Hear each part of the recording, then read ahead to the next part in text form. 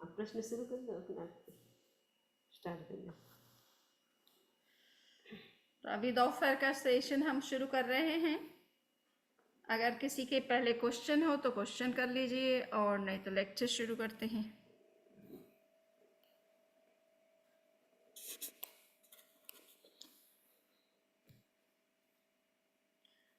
अच्छा, सब म्यूट है।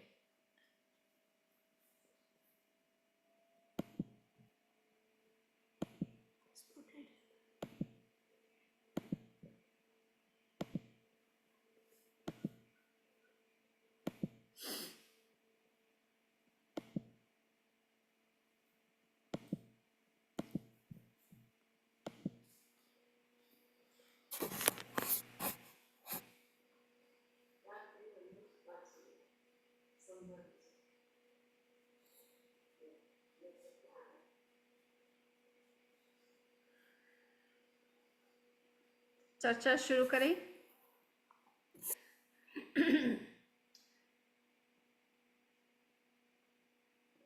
अगर प्रश्न पूछना चाहें तो आधा घंटा हमारे पास में समय है।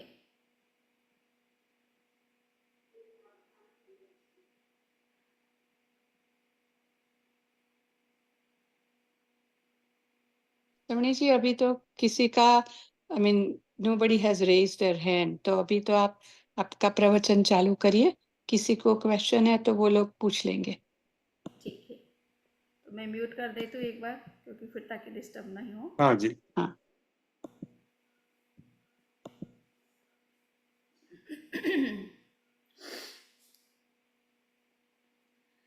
परम पूज्य गुरुदेव के चरणों में सभक्ति नमन। अभी हम दोपहर का एक विषय ले रहे हैं, और उस विषय का जो है कि हम अपने सेल्फ के साथ कैसे रहें, उसका क्या सरल तरीका हो सकता है। तो उसी टॉपिक को लेकर के हम कुछ डिस्कशन करेंगे। मैं पहले शेयर कर देती हूँ।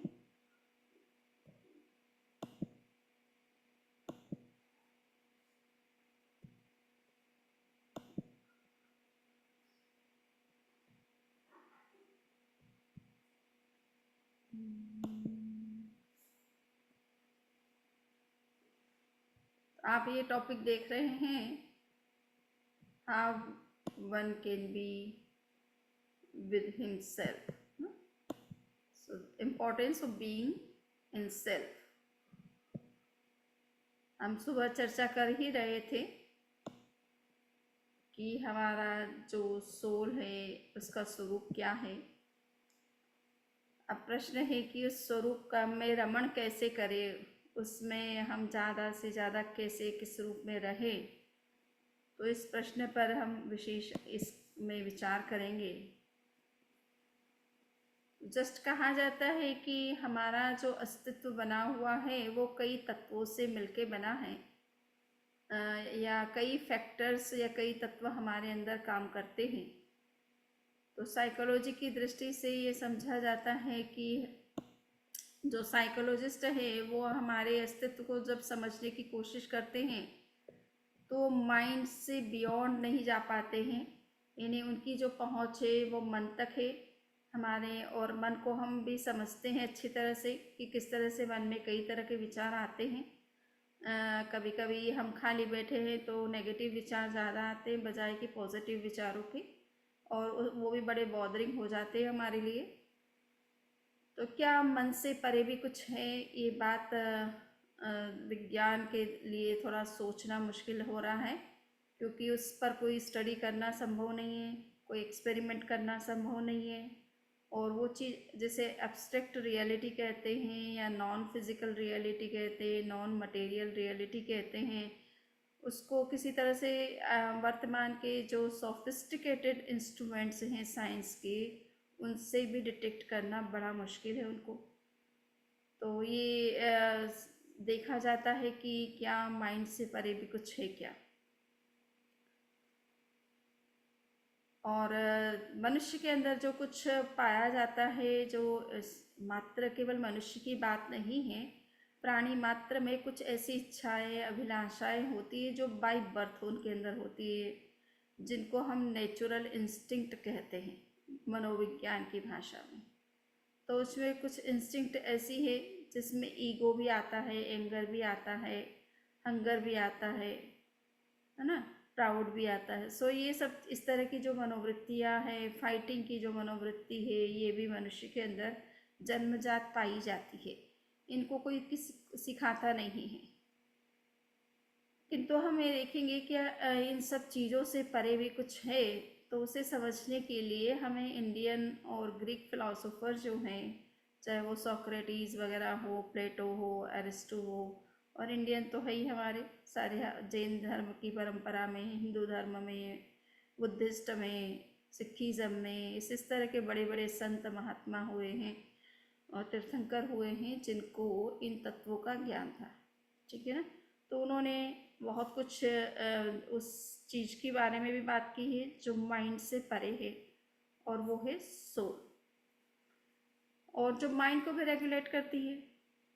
तो इसीलिए गीता में कहा गया है कि इंद्रियाणि पराण्याहुः इंद्रियेभ्यः परं मनः, मनसा परा बुद्धि, मनसः यः परा बुद्धि, यो बुद्धे परतस्तु सः।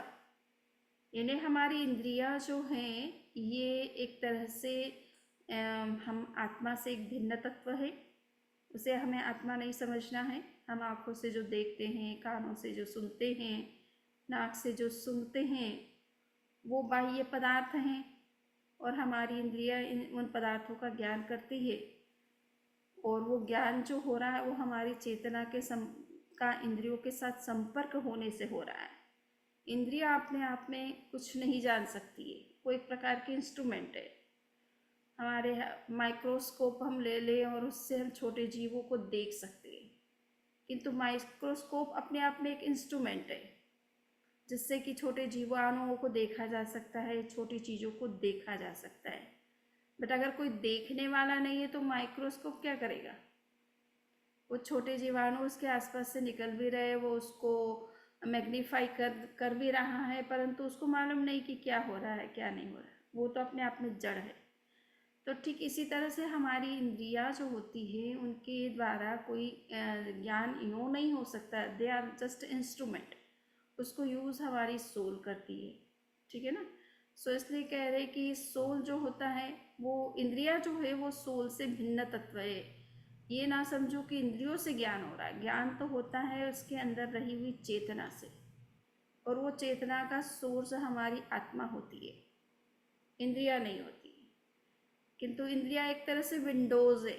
आप किसी घर, अपने घर के में अगर विंडोज़ रखते हैं तो फ्रेश एयर बाहर से आ सकती है। अगर आप बंद रखें तो वो एयर नहीं आएगी। इसी तरह से अगर हमारी इंद्रिया अगर बंद हो जाए, मीन्स वर्क ना करे, क्लोज हो जाए, तो हमें बाह्य जगत से हमारा संपर्क छूट जाता है। अंदर में चेतना तो है, किंतु बाह्य जगत के साथ संपर्क हमारा जो इंद्रियों के माध्यम से हो रहा था वो बंद हो जाता है। सो ये एक तरह की विंडोज है आत्मा को बाह्य जगत से संपर्क करने के लिए। किंतु ये है अपने आप में स्वयं नॉलेजेबल नहीं है, ये एक इंस्ट्रूमेंट है, और इसलिए आत्मा से इसको भिन्न माना गया है गीता में भी। इंद्रियाणि पराणि, इंद्रिया हमसे भिन्न है, हम इंद्रिया नहीं हैं, है ना। इंद्रियेभ्यः परं मनः, मन जो है वो इंद्रियों से परे है। यानी इंद्रियां जिस चीज़ को जानती है, मन उन सभी इंद्रियों के विषय को साथ में मिला कंपाइल करके जानने का काम करता रहता है। तो वो इंद्रियों से थोड़ा बेटर है, पर वो भी एक प्रकार का इंस्ट्रूमेंट ही है जिसके द्वारा एनालिसिस होता है, कैटेगराइजेशन होता है, क्लासिफिकेशन वगैरह ये सब कुछ होता है। तो ये मन जो है इंद्रियों से परे है, किंतु वो भी एक प्रकार का इंस्ट्रूमेंट है जिसके द्वारा थिंकिंग प्रोसेस की जाती है जीव की। तो जीव अपनी ओर से कुछ भी विषय पर अगर सोचता है तो उसको कुछ ऐसी एपरेटस चाहिए जिससे कि वो प्रोसेस कर सके, थॉट्स को क्रिएट कर सके, इमेजेस को क्रिएट कर सके। हम अगर कार के बारे में सोच रहे तो कार की इमेज हमारे दिमाग के अंदर बनती है, और उस इमेज से पता चलता है कि ये किस तरह की कार है।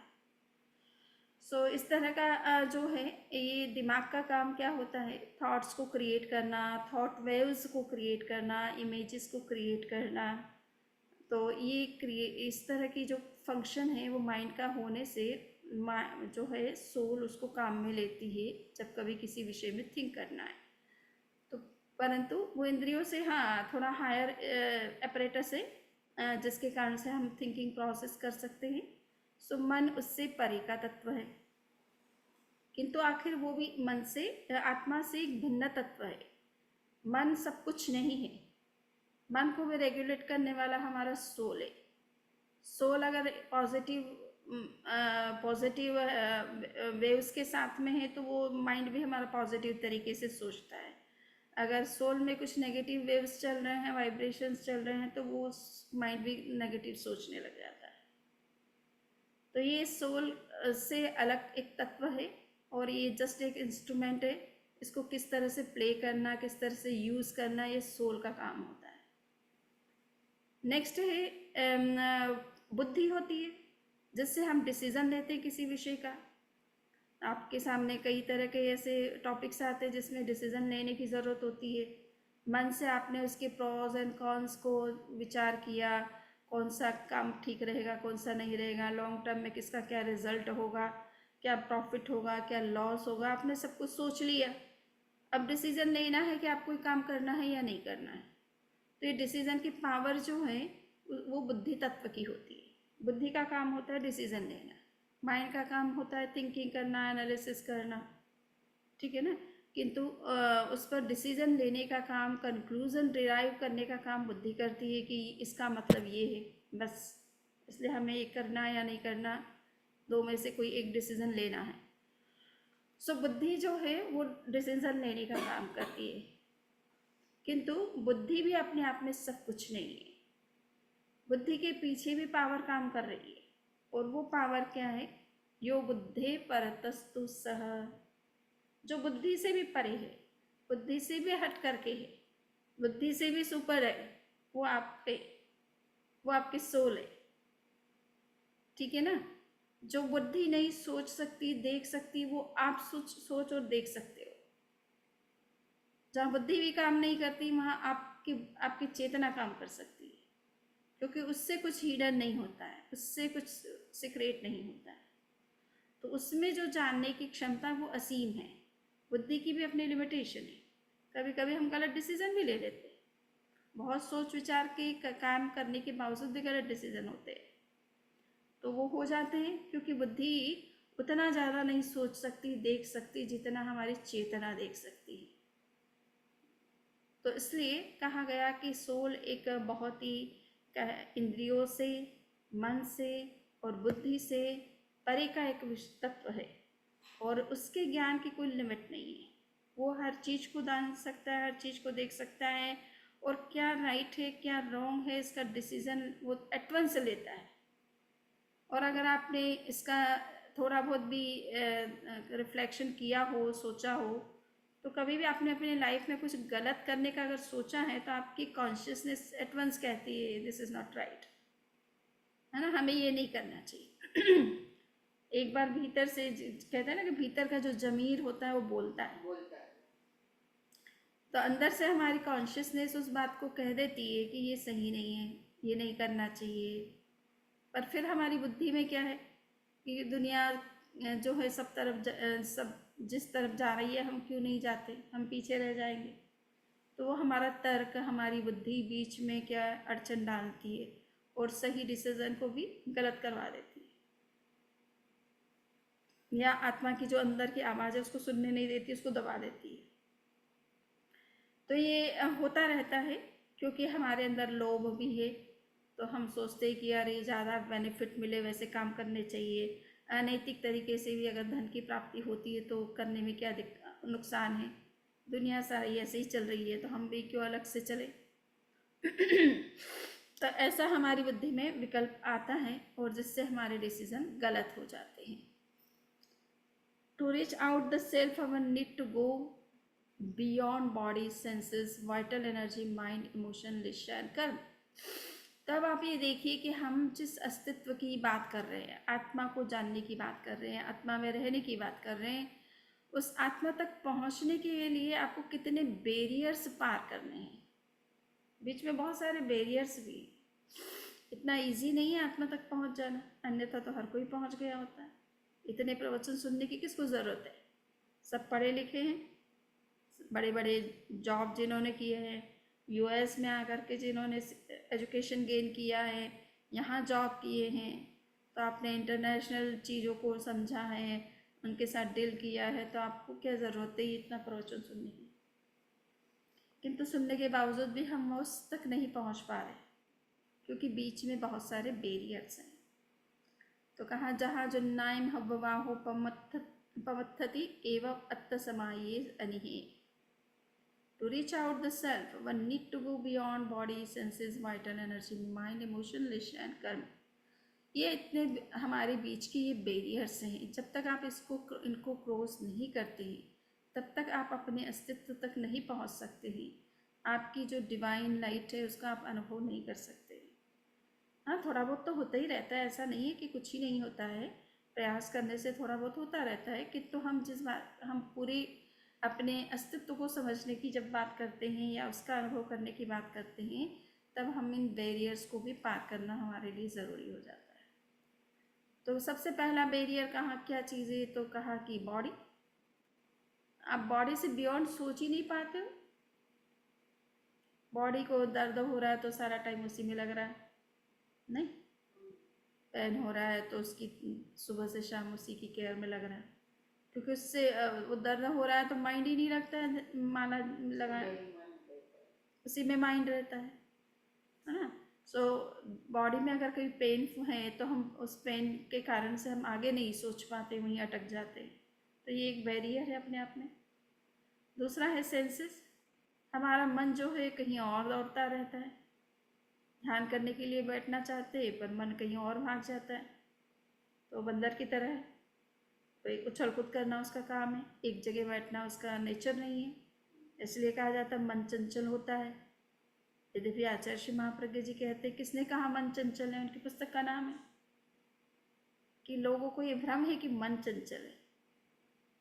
मन चंचल नहीं है, तुम्हारे अंदर में चंचलता है जो मन को चंचल बनाती है ना। अंदर में कुछ इच्छाएं हैं, वो मन को इधर उधर भगाती रहती है। तो ये है कि सेंसेस में आपके चाहे इंद्रियां हो, आपको थिएटर में जाना अच्छा लगता है, फिल्म देखना अच्छा लगता है, कोई अच्छा म्यूज़िक देखना अच्छा लगता है, कोई बाहर में कोई शो है उसको देखना अच्छा लगता है, तो इंद्रियां कहती कि चलो उधर इधर, तो वो बार बार हमको इधर उधर ले जाती है और हम उसी में अपना टाइम जो है स्पेंड कर देते हैं। तो इंद्रियों के से भी हमारे को बाधा है। वाइटल एनर्जी हमारे अंदर एक प्राण शक्ति है। हमारे शरीर में 72,000 नाड़ियां हैं, योग की भाषा में 72,000 मेरिडियंस है, एनर्जी पाथ है। ये बॉडी के अंदर एनर्जी फ्लो कर रही है और हर पार्ट तक वो पहुंच रही है, तभी हमारी हर सेल जो है एक्टिव है, काम कर रही है। ठीक है, हमारे बोन्स वगैरह सब जो काम करते हैं, बॉडी ऑर्गन्स जो फंक्शन करते हैं, अगर वाइटल एनर्जी सप्लाई ना हो उनको तो फंक्शन करना बंद कर दे, पैरालाइज्ड हो जाए बॉडी। तो केवल खाना नहीं, खाने से जो एनर्जी प्रोडक्शन होता है वो एनर्जी से बॉडी चलती है। खाना तो स्टमक तक गया, वहीं रह गया, बाद में जो है बॉडी को एनर्जी मिली कहाँ से? तो वो एनर्जी जो भोजन से प्रोड्यूस होती है वही जो है पूरी बॉडी को स्ट्रेंथन करती है। सो ये वाइटल एनर्जी है। कभी कभी ये एनर्जी जो है वो कभी नीचे के पार्ट में अगर फ्लो करती है, नाभि से नीचे, तो हमारा चिंतन बहिर्मुख बनता है। हम बाह्य जगत को में रहना ज़्यादा पसंद करते हैं बजाय कि अंतर जगत में रहना। इसीलिए ध्यान और साधना में कुंडलिनी योग की जो साधना करवाई जाती है उसका पर्पस यही है कि शक्ति नीचे स्टोर रहती है, उसका अपवर्ड मोशन हुए बिना आप अंतर्मुख नहीं बन पाते हो। नीचे की तरफ रहेगी तो वो नीचे की चीज़ों को उभारेगी ना, उसको पुश करेगी, उसको स्ट्रेंथन करेगी या उनको मोटिवेट करेगी, तो नीचे का जो नाभि से नीचे का जो पार्ट है वो बाह्य जगत से जोड़ता है, और नाभि से ऊपर का जो हिस्सा हमारा है वो अंतर जगत से जोड़ता है। इसलिए एनर्जी को ऊपर की तरफ फ्लो करने से आप अंतर जगत से जुड़ते हो, और अदरवाइज हो तो जनरल आम व्यक्ति की ऊर्जा नाभि और नाभि के आसपास ही रहती है और वहाँ ज़्यादा एक्टिव रहती है। इससे उसका इंटरेस्ट बाहर में ज़्यादा होता है, भीतर में कम होता है। सो ये वाइटल एनर्जी भी जो है, अगर उसका मोशन प्रॉपर नहीं है या अपवर्ड मोशन उसका नहीं है, ऊर्ध्वारोहण जिसे कहते हैं, शक्ति का ऊर्ध्वारोहण, शक्ति को ऊपर की तरफ ले जाना, ये जब तक हमारा प्रयास नहीं होता है तब तक हमारी चेतना अंतर्मुख नहीं बन सकती है। और मेडिटेशन में इसीलिए ऊपर के चक्रास पर ध्यान करने के लिए कहा जाता है। हार्ट से लेकर के या हेड, सिर तक के जो चक्रास है, हार्ट में अनाहत चक्र है, गले में विशुद्धि चक्र है ना, और फिर यहाँ पर जो है आज्ञा चक्र है, और ये सहस्रार चक्र है। कम से कम इन 4 चक्रों पर हमारा निरंतर ध्यान होते रहना चाहिए। 2-2 मिनट के लिए करें, आपका मन 2 मिनट के लिए हार्ट पे लगता है तो 2 मिनट यहाँ रखे, फिर 2 मिनट यहाँ पर गले पर आ जाए, फिर 2 मिनट यहाँ आज्ञा चक्र दोनों आईब्रोज के बीच में रखें, फिर 2 मिनट यहाँ ऊपर हेड के ऊपर सहस्रार पर रखें। सो ऐसा 10 मिनट का ध्यान का प्रयोग भी कर सकते हैं, अपर चक्रास पर मेडिटेशन करना। जितना आप अपर चक्रास पर कंसंट्रेट करेंगे, आपकी नीचे की जो ऊर्जा है, जो नीचे की तरफ फ्लो कर रही है, वो अपने आप ऊपर की तरफ फ्लो करने लग जाएगी, इसका डायरेक्शन चेंज हो जाएगा। क्योंकि कहा गया है यत्र मनस तत्र पवनः, जहाँ जहाँ आपका मन टिकता है वहाँ वहाँ ऊर्जा बहने लग जाती है। और कभी कभी अभी ओल्ड एज है, ओल्ड एज हो या नहीं हो, पर वर्तमान का खान पान भी ऐसा हो चुका है कि छोटे बच्चों को भी पेन्स है, कई तरह के हेल्थ इश्यूज हैं। बड़े तो अभी स्वस्थ है कंपैरेटिवली, नई जनरेशन में तो और भी अलग बातें विचित्र सुनते हैं, क्योंकि उनका खान पान ही गलत है। पिज़्ज़ा, पास्ता, बर्गर, पता नहीं क्या क्या खाते, नहीं ना उठने का ना एक्सरसाइज का, ये कंप्यूटर लैपटॉप पर बैठे रहते तो गर्दन की स्पॉन्डिलाइटिस, बैक पेन, छोटे 10th के बच्चे को ये प्रॉब्लम हो रही है। सो ये हम जब हमारे अंदर ये ऊर्जा, तो हम जब पर्टिकुलर शरीर में जहाँ पेन है, सपोज घुटने में पेन है या कहीं किसी भी पार्ट में बॉडी के पेन है, अगर हम वहाँ पे ध्यान करने लग जाए, उस पार्ट को थोड़ी देर के लिए देखने लग जाए, पेन कैसा हो रहा है, किस तरह का हो रहा है, जस्ट उसी को ऑब्जर्व करने लग जाए, थोड़ी देर में देखेंगे कि वहाँ पर वाइटल एनर्जी जो है कंसंट्रेट होनी शुरू हो जाती है, जो हमारी बॉडी की एक तरह से हीलिंग का काम भी करती है। तो आपका पेन को वो धीरे धीरे ठीक भी कर देती है। एक हमारे ही एक तरह से कहना चाहिए श्रावक श्राविका, हम कहते हैं डिवोटीज, जैन धर्म में जो भी फॉलोअर्स होते उनको श्रावक श्राविका बोलते। तो हस्बैंड वाइफ थे, और मेरे ख्याल से हस्बैंड या वाइफ किसको प्रॉब्लम हुआ कि उनको कोई वो गिर गए और हड्डी का क्रैक हो गया, तो बस सीधे सोए रहे। उन्होंने उसका वो हॉस्पिटल जा कर के पट्टा नहीं बंधवाया, और बस ऐसे सोए रहे स्थिरता से, अपना बस उसी बॉडी पार्ट्स को देखते रहे, मूवमेंट नहीं किया, हड्डी जॉइंट हो गई। डॉक्टर का, क्योंकि हड्डी टूट जाती है तो उसमें डॉक्टर करते क्या है, आपको पट्टा बांध देते ताकि आपका मूवमेंट ना हो, और वही उसका इलाज है हड्डी के जुड़ने का, उसमें दवाई नहीं चाहिए। तो अगर कभी थोड़ा बहुत छोटा बहुत क्रैक हो जाए और लगता है कि अभी मूवमेंट ना करके उसको सीधा रखे, तो कुछ समय में वो जुड़ जाती है, 2-4 दिन लग सकते हैं थोड़ा बहुत, पर इतना पेशेंस हो, तब ना हो तो अच्छा है डॉक्टर को टाइम से दिखा करके अपना ले लिया ट्रीटमेंट, वो ज़्यादा अच्छा रहता है। पर अगर हो सके तो वैसा भी कर सकते हैं। तो हमारा जो बॉडी का, और जनरल की बात हो रही है कि बॉडी पर अगर थोड़ा सा भी कोई पेन है और उसमें कोई खास इशू नहीं है, पर होता है कि कभी कभी मसल पेन हो जाता है, उम्र के हिसाब से भी कुछ हो जाता है, तो थोड़ा उसे हम ऑब्जर्व करना शुरू कर दें उस पॉइंट पर 5 मिनट 10 मिनट, तो आप देखेंगे धीरे धीरे पेन रिलीज हो जाता है। क्योंकि वाइटल एनर्जी, जो हीलिंग एनर्जी हमारे अंदर की है, वो कंसंट्रेट होने लग जाती है जब हमारा माइंड कंसंट्रेट होता है और उस पार्ट पर, और फिर उस पार्ट को वो हील कर देती है। छोटे मोटे कुछ चीज़ें होती है उसको अपने आप ही वह बाहर कर देती है। सो ये एनर्जी बड़ी काम की भी है, ये बड़ी हीलिंग पावर है हमारे अंदर की। इसको जितना बूस्ट कर सकते हैं करना चाहिए। सुबह का सनराइज इसके लिए सबसे बड़ी बेस्ट होता है। पानी से भी हमको एनर्जी मिलती है, फूड से भी मिलती है, हवा से भी मिलती है, और न्यूट्रिशियस चीज़ें खाने से भी एनर्जी मिलती है, और सन से सबसे ज़्यादा मिलती है। हम 24 घंटे खाना तो नहीं खाते, बट सन की ऊर्जा से हमारी बॉडी जो है एनर्जी प्राप्त करती रहती है। और फिर जो भोजन किया उससे भी एनर्जी प्रोडक्शन होता है, बॉडी में भी स्टोर होती रहती है, तो वो भी सप्लाई होती रहती है। सो एनर्जी ये एक बड़ा सोर्स है हमारी बॉडी को, हमारे माइंड को, हमारे हेल्थ को मेंटेन करने में। बट इस एनर्जी का अगर अपवर्ड मोशन होने लगे, हार्ट चक्र से लेकर के हेड चक्र जिसको अपन सहस्रार चक्र कहते हैं, उसके बीच में अगर ये एनर्जी फ्लो करती रहे तो हमारा मेडिटेशन भी अच्छा होने लगता है और अंदर में जाना भी इजी हो जाता है। माइंड जो होता है ये तो हमारा कहने के लिए तो बड़ा फिकल होता है, हम कहते ही हैं, क्योंकि माइंड को आदत ही है कुछ ना कुछ सोचने का। माइंड का एक्चुअल में ये फंक्शन है। लोग उसे चंचल कहते हैं, चंचल कहने का सेंस ये होता है कि ये उसका जैसे नेचर ना हो। ये तो नेचर है मन का। मन का काम ही कुछ सोचना। मन हो जाओ तब तो सोचना बंद हो जाए, यानी मन से बियॉन्ड आप चले जाओ तब तो मन का काम खत्म हो जाता है। बट आप मन को भी रखना चाहते और सोचना भी नहीं चाहते, तो ये दो बातें नहीं होती, क्योंकि ये मन का नेचर होता है। सो माइंड को जो है उसको भी हम बियॉन्ड माइंड भी हो सकते हैं जब हम थिंकिंग प्रोसेस को स्टॉप कर दें। और उसको स्टॉप करने का सीधा सिंपल एक तरीका ये भी है, हमने दो तरीके बताए आपसे। एक तो ये है कि आप टंग को ऊपर रख कर के उस फ्रंटल पार्ट को ऑब्जर्व करें, 1 मिनट के लिए ही करें, ज़्यादा नहीं। 1 मिनट लगे तो 2 मिनट करें, फिर थोड़ा रिलैक्स हो जाएंगे, फिर करें, ऐसा कर सकते हैं। दूसरा हमने कहा कि श्वास को देखिए, घड़ी को सामने रख लीजिए, 5 सेकंड लेना, 5 सेकंड छोड़ना, 5 सेकंड रोकना भीतर, 5 सेकंड बाहर रोकना।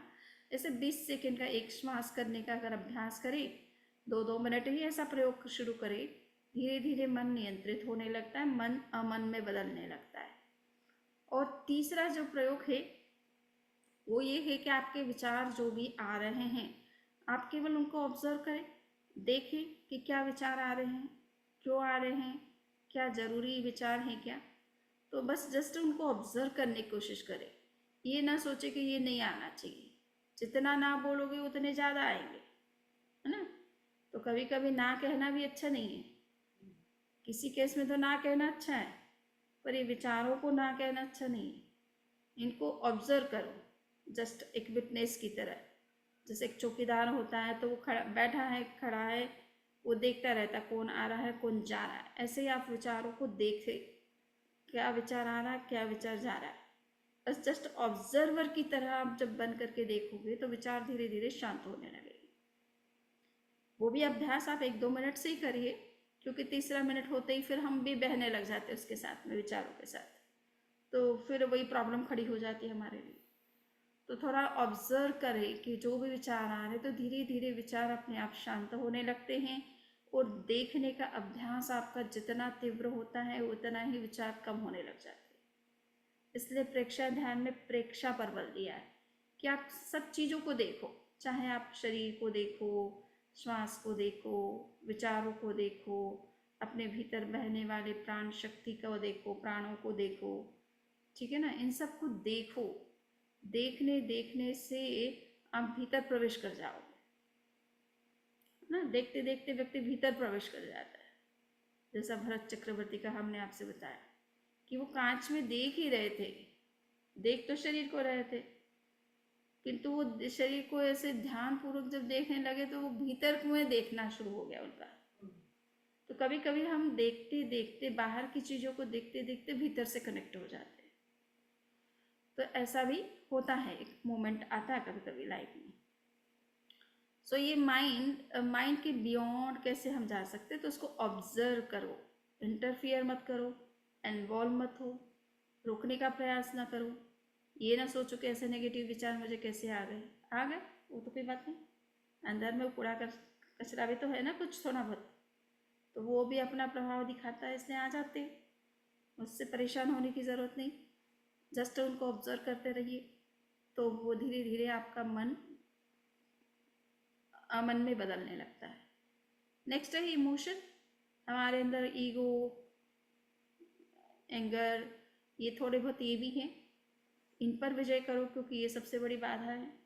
हम बाकी सब चीज़ों को एक बार वो बाकी सब चीज़ें तो इंस्ट्रूमेंट है, एक्चुअल में प्रॉब्लम है इमोशन, जिसको हम भाव कहते हैं, है ना। इमोशन हमारे जो एंगर वगैरह हैं, इनको नियंत्रित करने की ज़रूरत है। और इनके पीछे कारण बनता है हमारा लेश्या। लेश्या का मतलब हमारे आत्मा के अंदर कर्मों का कुछ प्रभाव हो रहा है, उसके कारण उसकी ये स्थिति बन रही है, जिससे आपके अंदर नेगेटिव इमोशंस आ रहे हैं, गुस्सा आ रहा है या कुछ भी आ रहा है। तो ये लेश्या जो है, ये सूक्ष्म परिणाम है आत्मा के, और उसके कारण से आपके कलर भी बदलते रहते हैं आभा मंडल में, बाहर में जो कलर आता है वो चेंज होता रहता है। तो ये लेश्या जो है, ये एक प्रकार का ऐसा फील्ड है जहाँ कर्मों का आत्मा पर कितना प्रभाव है या कितना कम प्रभाव है, इसको मेज़र कर सकते हो, उसको चेक कर सकते हो। ये चेकिंग पॉइंट्स हैं लेश्या, इंटरनल स्टेट्स के। और लेश्या क्यों बनती है? क्योंकि हमारे अंदर कर्म पार्टिकल्स हैं। चूँकि हम इंडियंस हैं, चाहे जैनिज़्म हो, बुद्धिज़्म हो, हिंदुइज़्म हो, सिखिज़्म हो, सब कर्म सिद्धांतों को मानते हैं कि आत्मा के साथ कुछ ऐसा मैटर लगा हुआ है जिसको कर्म कहते हैं, और वो कर्म हमारी शक्तियों को हिंडर करता रहता है, कुछ न कुछ ऑब्स्टेकल क्रिएट करता रहता है, हमारी चेतना को मिसगाइड करता रहता है। तो एक कर्म तत्व भी है। इस कर्म तत्व को जब तक आप थोड़ा सा बाहर नहीं करोगे, सेपरेट नहीं करोगे, इस लेयर को, इस बैरियर को हटाओगे नहीं, तब तक भीतर का ट्रेजर आपको नहीं मिलेगा। ठीक है ना। तो भीतर के ट्रेजर को पाने के लिए इतने बैरियर्स को पार करना आवश्यक है, एक एक बैरियर को हटाने की ज़रूरत है। और ज़रूरत तो सीधा कर्म पर अटैक करने की है, क्योंकि मूल प्रॉब्लम, रूट कोज तो हमारा कर्म है। अब उस कर्म तक पहुंचने के लिए इतना जो रास्ता है, वो हमें थोड़ा ऐसा रास्ता अपनाना है जो प्रैक्टिकल हो, हमारे लिए ईजी हो। तो इसलिए हम बॉडी परसेप्शन से भी ये बात शुरू कर सकते हैं। हम बॉडी को ऑब्जर्व करते हैं, धीरे धीरे बॉडी को ऑब्जर्व करते करते ये भीतर के सारे लेयर्स को पार करते करते हम आत्मा तक भी पहुंच सकते हैं। तो हम कैसा भी तरीका, ध्यान का कोई भी प्रयोग अपनाएं, वो हर एक प्रयोग आपको अंदर तक ले जा सकता है, यदि उस प्रयोग को आप पूरे डेडिकेशन के साथ करते हैं, कमिटमेंट के साथ करते हैं, रेगुलर रूप में करते हैं, और लंबे समय तक करते हैं कि हमें वहाँ तक पहुँचना, इस उद्देश्य के साथ करते हैं। ये नहीं कि आज मन लग गया तो कर लिया, कल नहीं लगा तो नहीं किया, परसों कोई काम आ गया तो फिर उसको पोस्टपोन कर दिया, फिर कोई 10 महीने बाद कोई समझ जी आए, फिर कहा तो फिर शुरू किया। तो ऐसा करने से तो कुछ विकास ज़्यादा नहीं होता है, क्योंकि हमारे ऊपर निरंतर नई डस्ट भी आती रहती है। आप अगर रोज़ झाड़ू नहीं लगाएंगे तो वो डस्ट पाइलअप होती रहती है, और फिर कभी कभी आपका फर्श दिखना ही बंद हो जाता है, फर्श का कलर ही चेंज हो जाता है। ठीक है ना। तो एवरीडे क्लीनिंग चाहिए, एवरीडे की क्लीनिंग, और वो एवरीडे करते रहेंगे तो पुराना भी जो है डस्ट निकलेगा और नया डस्ट जमा नहीं होगा, उससे भीतर का प्रकाश बाहर आना शुरू हो जाता है। तो हमें बाहर में आवरण को नहीं आने देना है, और इन सब चीज़ों की अपनी लिमिट समझना है। इनकी यूटिलिटी है, किंतु किस सेंस में है, कितनी है, इसको भी ध्यान रख करके अगर हम आगे बढ़ेंगे तो निश्चित रूप से एक दिन हम अपने अस्तित्व को समझ लेंगे, अपनी आत्मा को समझ लेंगे, उसकी ब्यूटी को समझ लेंगे, उसके पोटेंशियल को समझ लेंगे, और उसको रियलाइज़ भी कर लेंगे। ठीक है ना। इन्हीं विचारों के साथ आज की इस वक्तव्य को हम संपन्न करते हैं। अब आप सबके कोई क्वेश्चन है तो प्लीज़ आप कर सकते हैं। बॉडी में 3.5 करोड़ रोम रहते हैं ना? हाँ, 3.5 करोड़ तो रोम है। हाँ, और उस बहुत रोम में 72 हाँ, है। हाँ, एक रोम में 72 करोड़ है, राइट? रोम की बात नहीं, रोम अलग चीज़ है। हाँ। और शरीर के अंदर नाड़ियाँ हैं ऐसी, ठीक है ना, प्राण शक्ति के बहने के, फ्लो करने के रास्ते बने हुए हैं, उनको कहते 72,000 नाड़ियाँ। वो रोमकूप में से तो वायु जाती है शरीर के अंदर। પણ પૂરા શરીરમાં बहुत 3.5 કરોડ રોમ है। हाँ, वो रोम है, वो बात सही है, हाँ, पर 72,000 प्राण के रास्ते भी हैं आपकी बॉडी के अंदर। 72,000 प्राण। हाँ, प्राण शक्ति को बहने के रास्ते, जिसको मेरिडियंस बोलते हैं, ये सुजोक में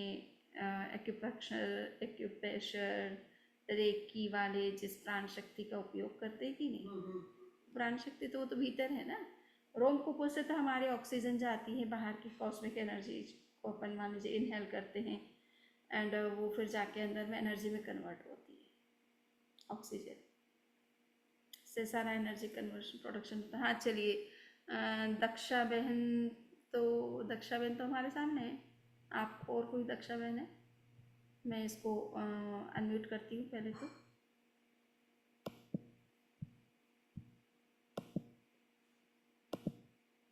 हाँ, तो आप किसी का कोई क्वेश्चन है तो कर सकते हैं, अनम्यूट कर सकते हैं। या अब समझ जी, आपने माइंड का फंक्शन क्या बताया? माइंड का फंक्शन है थिंकिंग, हाँ। Memory and imagination. भविष्य के बारे में सोचना, उसको हम कल्पना शक्ति बोलते हैं। अतीत के बारे में सोचना, उसको स्मृति कहते हैं। और वर्तमान में जो कोई विषय आता है उस पर आप जो भी थिंक करते हैं, चाहे उसमें एनालिसिस करो, थिंकिंग करो, कुछ भी करो, तो वो सारा थिंकिंग प्रोसेस का पार्ट कहलाता है। तो वर्तमान में जो कुछ जिस किसी विषय पर सोचा जाता है वो थिंकिंग कहलाती है। अतीत पास्ट के किसी भी विषय के बारे में आप सोचते हैं तो वो मेमोरी कहलाती है।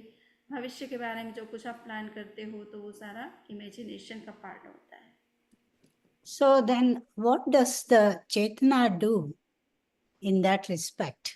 ओके, सो अब चेतना जो है, आप जिस किसी विषय पे सोच रहे, पास्ट के बारे में सोच रहे तो पास्ट के बारे में माइंड को उस तरफ, उस डायरेक्शन में ले जाती है ना, कि पास्ट में क्या हुआ था, किसने हमारे साथ क्या किया था, किसने मुझे क्या कहा था, या कोई चीज़ हमने पास्ट में कहाँ पे रखी थी, किसको दी थी। तो ये चेतना उसको गाइड करती है कि तुम सोचो उसमें पास्ट, तो वो मेमोरी को जो है, पास्ट की मेमोरी को ओपन करता है। I see. And when you say mind and man are the same thing, synonym. Yeah, Mind and money are the same thing. Okay? right. Mind is English term. And Yeah, man is yeah. Hindi term. It Right. is They only- call man the mind. Yeah, Yeah, it is only translation. right, right. Correct. And buddhi is discrimination power, right? Yes, discrimination power you can say, or decision power you can say. Decision. Okay. Yes. Yeah. Okay. चलिए next, तरुबेन। हाँ जी, प्रणाम श्रवणी। आराम। There are 8 Ruchak Pradesh near the umbilical area. Yes. So can you please tell us how we can how can we become Shuddha for other areas of the body? Okay. See, Ruchak Pradesh are always open. है ना? हाँ That जी, is the smallest part of our soul, which is always open, which is not affected by any karma. And this is the reason why we have minimum knowledge about our own life, how we have to survive, how we have to keep our body safe in particular condition or environment or situation. Sometimes natural calamities come, and we at once decided where we have to go, is it? So this minimum knowledge is knowledge for the survival is always with every living being, whether it is 1 sensed or 2 sensed or 5 sensed. Okay, they are not going to some school colleges to learn all these things. तो minimum knowledge तो हमारे साथ है ही। अब मूल बात है कि रुचक प्रदेश तो हमेशा शुद्ध रहता ही है, उसी के कारण से जीव हमेशा जीव बना रहता है, उसमें चेतना कुछ न कुछ अंशों में जागृत रहती है और उसी से वो सरवाइव कर सकता है।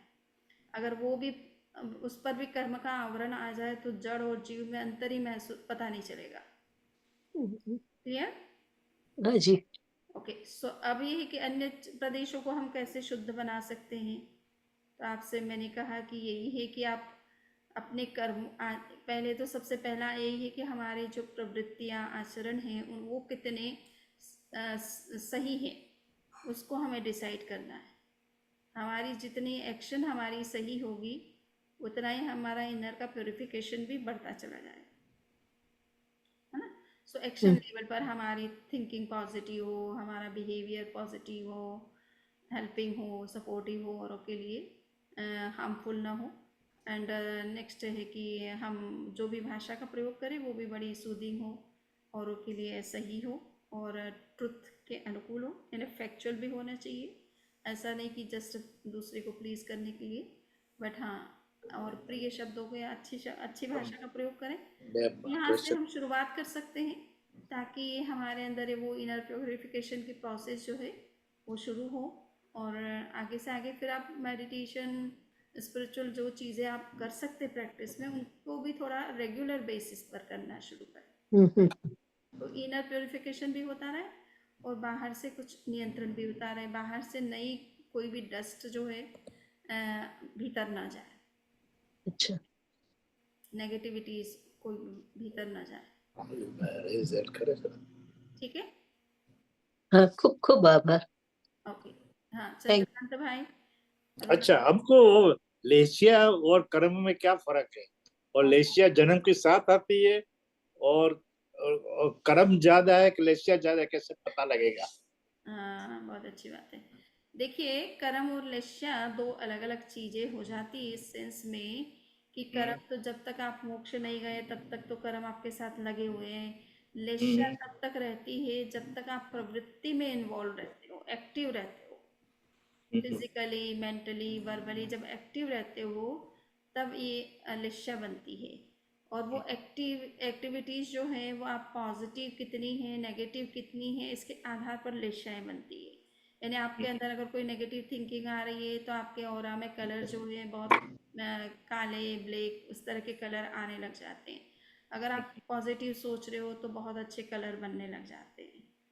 तो और ये चूंकि प्रवृत्ति के साथ में लेशा का यानी आभा मंडल ओरा जो हमारा क्रिएट होता है, वो हम पॉजिटिव सोच रहे हैं, नेगेटिव सोच रहे हैं, पॉजिटिव कोई एक्शन ले रहे हैं, नेगेटिवली कोई एक्शन ले रहे हैं, या कोई पॉजिटिव वर्ड्स बोल रहे हैं, नेगेटिव वर्ड्स बोल रहे हैं, तो इस तरह की जो हमारी एक्शन है वो किस तरह की है, उस तरह का एक एनवायरनमेंट से कुछ इस तरह का मैटर हमारे ऑरा में आने लगता है, जिसको हम कलर कहें। उससे पता चलता है कि हमारा जो मोड ऑफ एक्शन है वो सही नहीं है या बहुत अच्छे सही डायरेक्शन में चल रहा है, और लेशा उससे कनेक्टेड ज़्यादा है। और जब ये प्रवृत्ति की कंडीशन में जब ये लेशा क्रिएट होती है तो ये नए कर्मों का बंधन भी करती है साथ में, और भीतर के कर्मों का रिफ्लेक्शन भी देती है कि बाहर भीतर में इस समय आपके नेगेटिविटीज़ कितनी जनरेट हो रही है, जिसके कारण से आप नेगेटिविटी में जा रहे हो। सपोज कभी कभी बैठे बैठे व्यक्ति नेगेटिविटी में चला जाता है, वो उसने कुछ एफर्ट नहीं किया या जानबूझ करके ऐसा कुछ सोचा नहीं, बट उसके दिमाग में वैसी नेगेटिव चीज़ें आने लग जाती हैं, ऑटोमेटिक आने लग जाती है। क्यों? क्योंकि भीतर में अगर आपके इस तरह के नेगेटिव जो कर्म हैं वो एक्शन में आ रहे हैं तो दिमाग में वैसी नेगेटिव बातें आने लग जाती है, तो वो हमारी नेगेटिविटीज़ के कारण से फिर कर्मों के बंधन भी होंगे, पॉजिटिविटी के कारण से भी होंगे, नेगेटिविटीज़ के कारण से भी होंगे। पॉजिटिव के कारण से अच्छे कर्मों के बंधन होते हैं जिनको हम शुभ कर्म कहते हैं, जिनका रिजल्ट हमारे लिए हार्मफुल नहीं बल्कि बेनिफिशियरी होता है। बट ये इसलिए लेशा को कहा जाता है कि ये कर्म निश्चिंद है। कर्म निश्चिंद यानी आपके भीतर के कर्म इस समय कौन से किस तरह के कर्म एक्शन में आ रहे हैं इसको भी ये इंडिकेट करती है, और अब फिर इस समय आप क्या सोच रहे हो उसके कारण से उससे किन नए कर्मों का बंधन हो रहा है इसको भी ये इंडिकेट करती है। आ गया समझ में? तो ये हमारे एक तरह से ये लेशा हमारी चेतना के परिणाम है, चेतना के शुभ अशुभ जो परिणाम होते हैं उनको लेशा कहा जाता है। उसके कारण से हम शुभ अशुभ एक्शन करते हैं और उससे फिर नए कर्मों के बंधन वैसे होते हैं।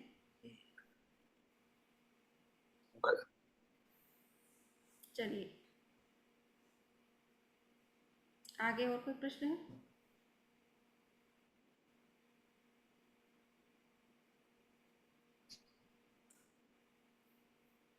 आप बोले आत्मा से अपना सोल निकल जाता है, जो हम मर जाते हैं, वो तो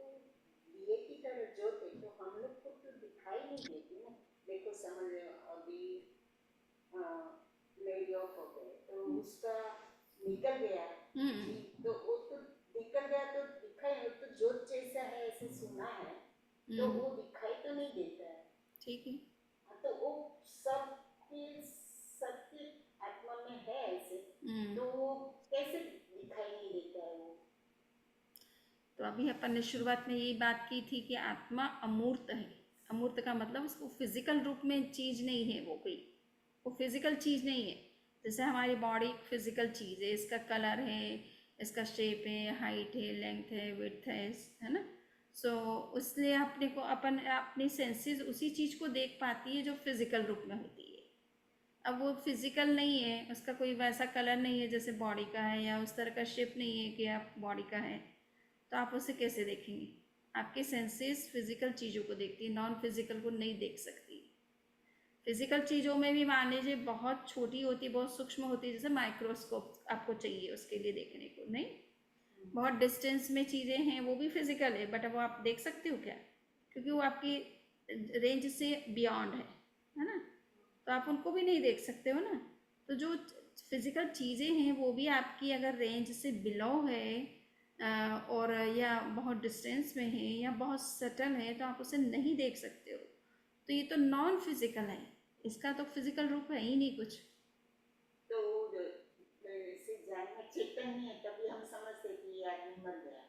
हाँ, तो अब नाड़ी के स्पंदन सारे बंद हो गए, ब्रेन का फंक्शन बंद हो गया, ब्रेन थोड़े समय तक ये सारे ऑर्गन्स भी कभी कभी काम करते रहते हैं, इसीलिए तुरंत डेथ होने के बाद में ऑर्गन्स ट्रांसफर कर सकते हैं, क्योंकि अमुक टाइम बीइंग तक वो फंक्शनल रह जाते हैं। डोनेट कर दे। हाँ, तो तब वो डोनेट कर देते हैं और उसी समय उनका यूज़ हो जाता है, तो वो काम करते रहते हैं। और डैड पूरी तरह से डैड हो गए, फंक्शन करना बंद कर दिया, फिर आप ट्रांसप्लांट करते हो तो वो वर्क ना भी करे।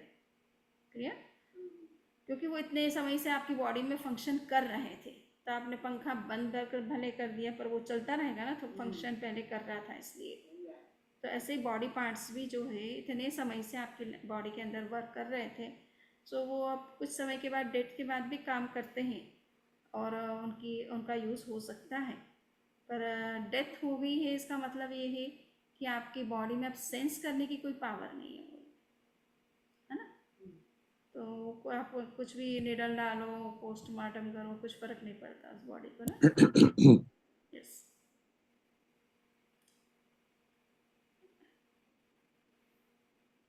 सो ठीक है, इसके साथ मेरे ख्याल से सारे क्वेश्चन हो गए हैं। चूँकि हाँ अभी ऐसा थोड़ा कोविड का इफेक्ट दिख रहा है, तो सोचते हैं कि सबका लाइफ सेफ रहना चाहिए, एक साथ बैठने से कहीं किसी को कोई भी प्रॉब्लम नहीं हो, तो हमने कहा कि दूर से डिस्टेंस से बोलना, बात करना सही रहेगा। नहीं, अच्छा किया, जूम पे रख कर सबका लाभ ले सकते हैं और अच्छा किया है। चलिए मंगल पाठ सुनाते हैं। चत्तारि मंगलम अर्हंता मंगलम सिद्धा मंगलम साहु मंगलम केवली प्रनत्तो धम्मो मंगलम। चत्तारि लघुत्तमा अर्हंता लघुत्तमा सिद्धा लघुत्तमा साहु लघुत्तमा केवली प्रनत्तो धम्मो लघुत्तमो। चत्तारि शरणं पवज्जामि अर्हन्ति शरणं पवज्जामि सिद्धि शरणं पवज्जामि साहु शरणं पवज्जामि केवली प्रनत्तं धम्मं शरणं पवज्जामि।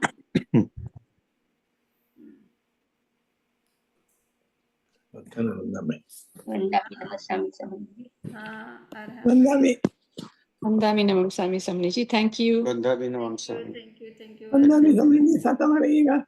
बिल्कुल। Thank you. Namaste. नमस्ते। Thank you. बोले